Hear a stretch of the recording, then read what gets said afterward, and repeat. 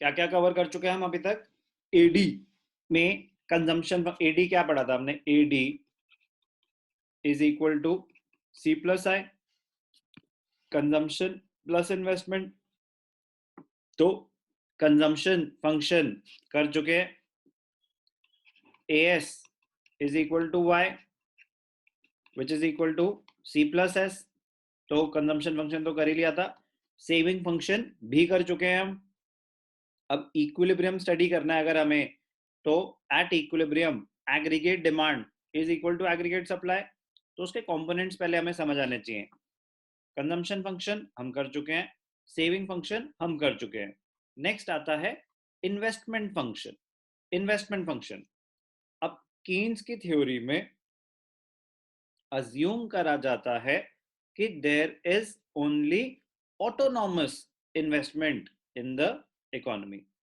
अब वो तो इक्विलिब्रियम के लिए हम अज्यूम करेंगे, बट हमें मीनिंग सारे पता होने चाहिए कि इन्वेस्टमेंट दो तरीके की होती है। एक होती है induced investment which increases with an increase in the level of income। एक होती है autonomous investment, autonomous independent of the level of income. it remains constant, it does not change with the change in the level of income। तो ध्यान से देखना, investment function के बारे में हमें क्या क्या पता होना चाहिए। Investment it means expenditure made on purchase of new capital assets. एक होता है कंजम्पशन एक्सपेंडिचर, एक होता है इन्वेस्टमेंट एक्सपेंडिचर। हम टू सेक्टर इकोनॉमी पढ़ रहे हैं एक्चुअली। तो A D is equal to C consumption expenditure, I investment expenditure, G government expenditure, net exports. तो C plus I plus G plus net exports. हमने अजम्पशन लिया कि government exist नहीं करती, हमने अजम्पशन लिया कि it is a closed economy, external sector exist नहीं करता। तो we are studying equilibrium in a two sector economy. तो जो इन्वेस्टमेंट एक्सपेंडिचर है वो सिर्फ और सिर्फ हाउस होल्ड और फर्म्स का हो सकता है। It means expenditure made on purchase of new capital assets like machines, tools, equipments, etc. It also means net addition to the existing stock of assets to increase the productive capacity। Investment का दूसरा नाम होता क्या है? Investment का दूसरा नाम होता है capital formation, change in capital over a period of time। It is a flow concept।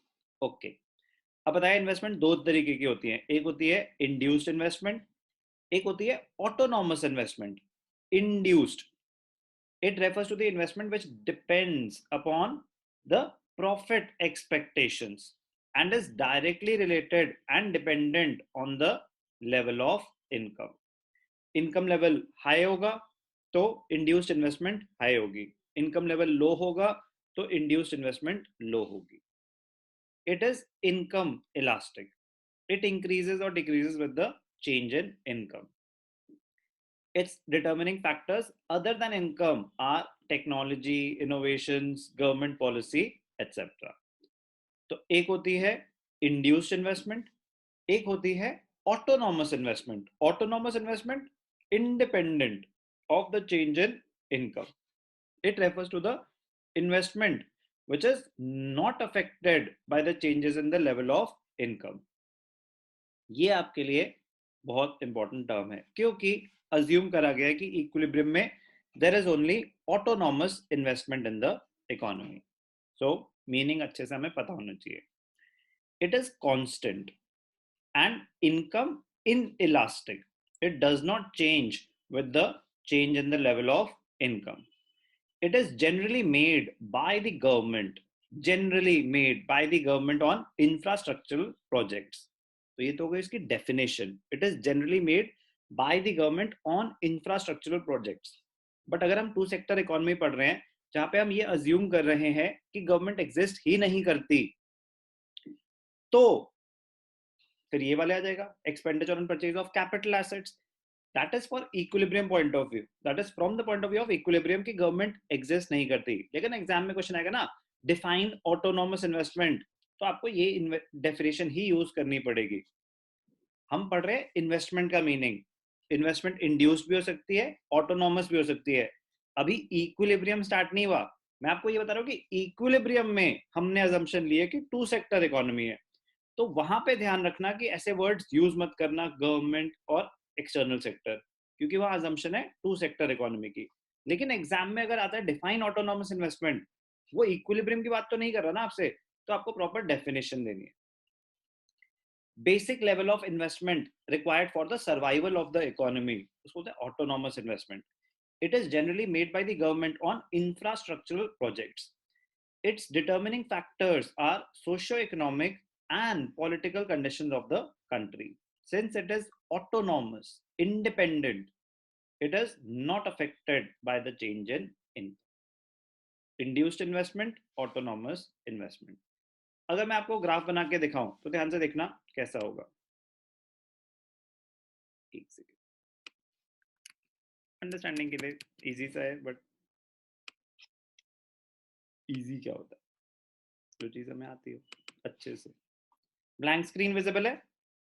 Yes, sir. Okay, Yes, sir. Check, thank you. ध्यान से देखना, ऑटोनॉमस इन्वेस्टमेंट और induced investment.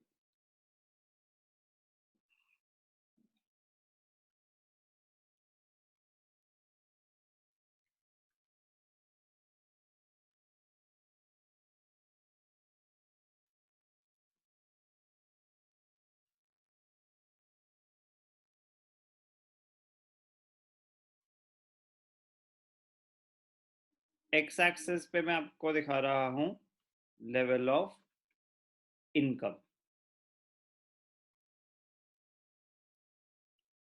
Level of income.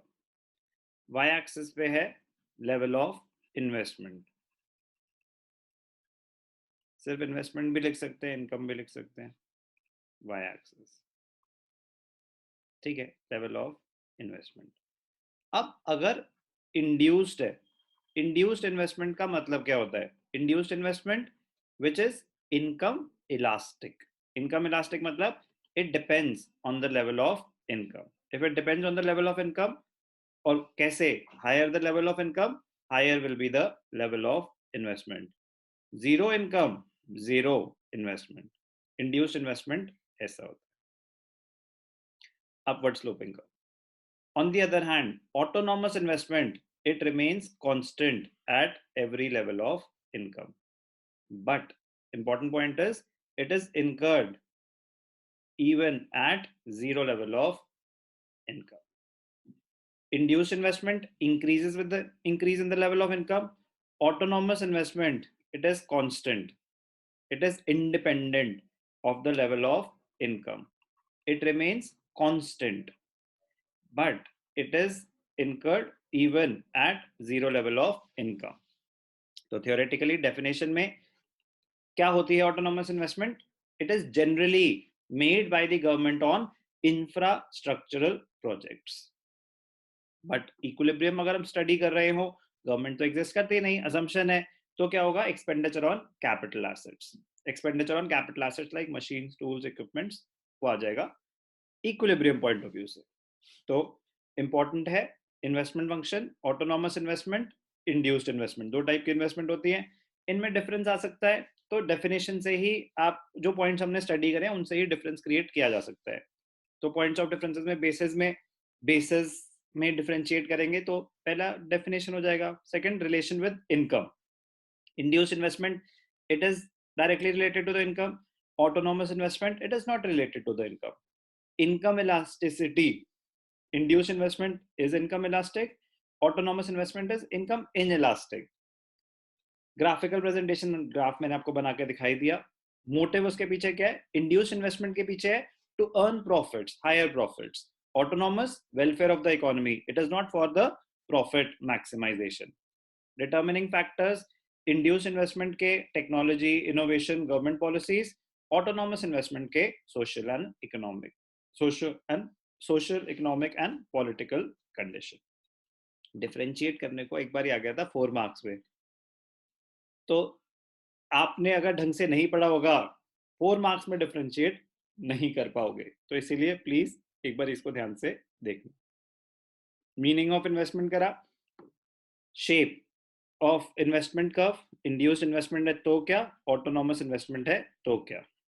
हमने अज्यूम क्या करना है, equilibrium में there is only autonomous investment. तो इक्विलिब्रियम जब हम स्टडी कर रहे होंगे तो इन्वेस्टमेंट कर्व क्या होगा, straight line parallel to the X axis. Equilibrium study करते वक्त इन्वेस्टमेंट कर्व ऐसा होगा।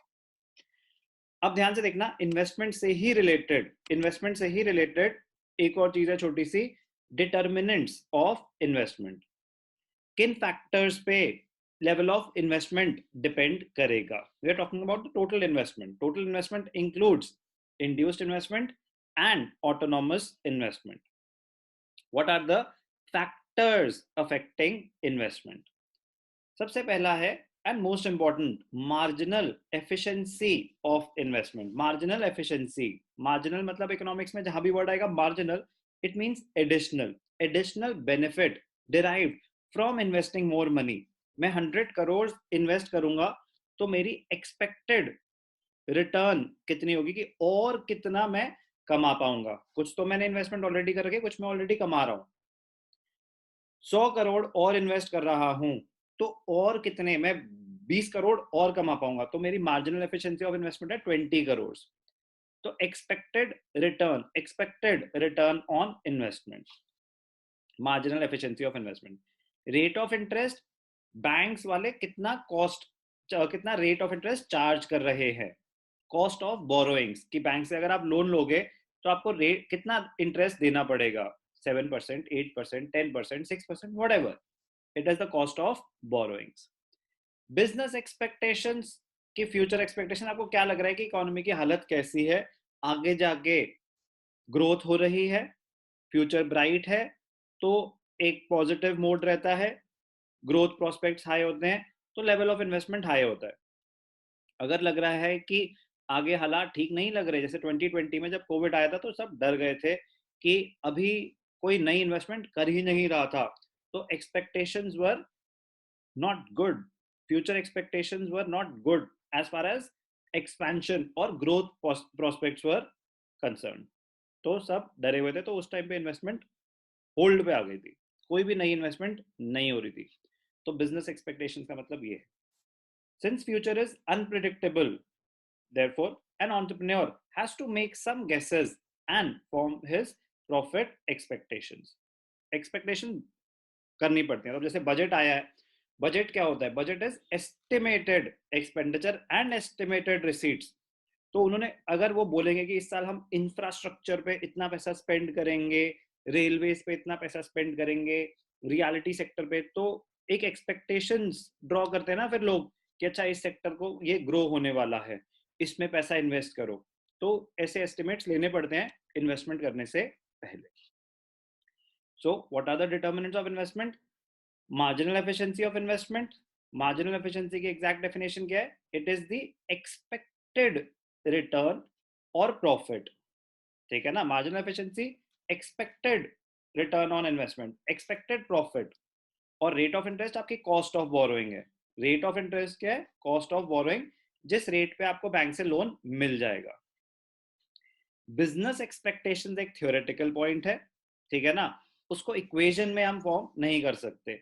तो इक्वेशन में क्या होता है, investment is a function of rate of interest, cost of borrowings and MEI। It is a function of rate of interest, that is the cost of borrowing, the interest which you will pay to the government, and return on investment, your expected return on investment। Level of investment function is a function of two factors, theoretically three, but business expectations is not used in the equation। वो तो एक theoretical aspect है। It is considered, it is taken into consideration while making investments, but it cannot be equated in the investment function। Investment function क्या कहता है, the level of investment depends on the cost of borrowing and the expected return on investment। बड़ा ही simple सा logic है। An entrepreneur would like to invest as long as the expected return on investment is more than the rate of interest charged by the bank. Bank आपको loan दे रहे हैं 8% per annum के हिसाब से. Let us assume आपके expected return on investment है 10% per annum. Profit है, आप करोगे, चाहे 1% का भी प्रॉफिट है तो भी करोगे, क्योंकि ये level of investment thousands of crore में भी जा सकती है.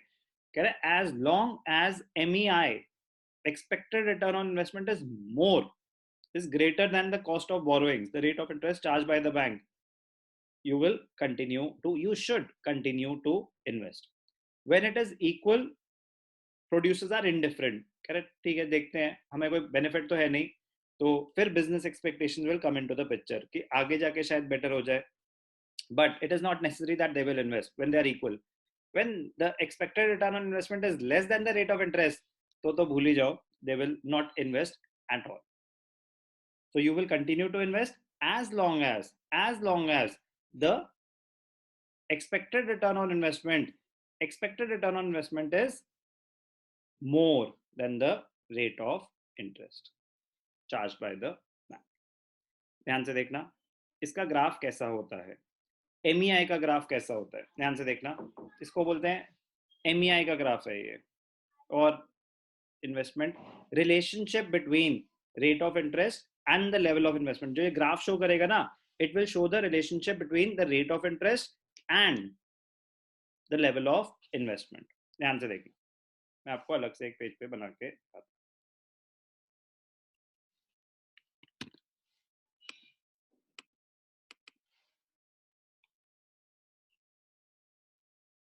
क्या शो कर रहा हूं मैं, relationship between the rate of interest and the level of investment.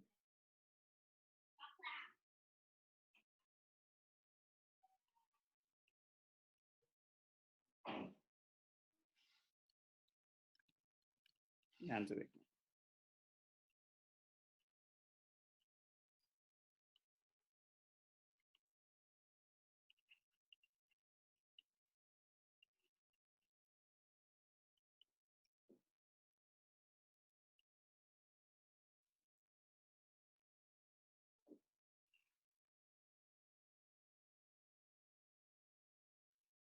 क्या शो कर रहे हैं, higher the rate of interest, lower will be the level of investment. ध्यान से देखिए, और lower the rate of interest, higher will be the level of investment.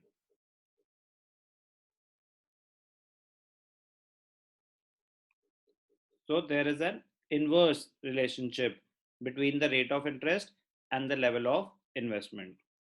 अब graph ये है, यहाँ पे MEI इसको बोलते हैं कि आप जिस लेवल पे अगर आप इन्वेस्टमेंट कर रहे हो, तो आप सिर्फ और सिर्फ तभी कर रहे होगे if your expected return on investment is more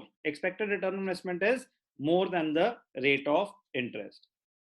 जो एग्जामिनेशन पॉइंट ऑफ व्यू से आ सकता है वो आ सकता है what are the determinants of investment, just the meaning. क्या आ सकता है, define autonomous investment आ सकता है. MEI का graph, relationship between the rate of interest और इन्वेस्टमेंट का ग्राफ कोर्स में तो नहीं है, बट आएगा भी, तो relationship between rate of interest and investment आएगा, तो आपको ऐसा डाउनवर्ड स्लोपिंग कर्व बनाना है. There is an inverse relationship between the rate of interest and level of investment, अगर सिर्फ इन दोनों की रिलेशनशिप की बात करें. Otherwise investment is a function of rate of interest and MEI. You will continue to invest as long as expected return, MEI, expected return on investment is more than the cost of borrowing. ध्यान से देखना, as the rate of interest declines the level of investment rises. तो यहाँ पे आएगा rate of interest, cost of borrowings. क्या show कर रहा था मैंने आपको अभी यहाँ पे, as the rate of interest falls the level of investment rises. Inverse relationship.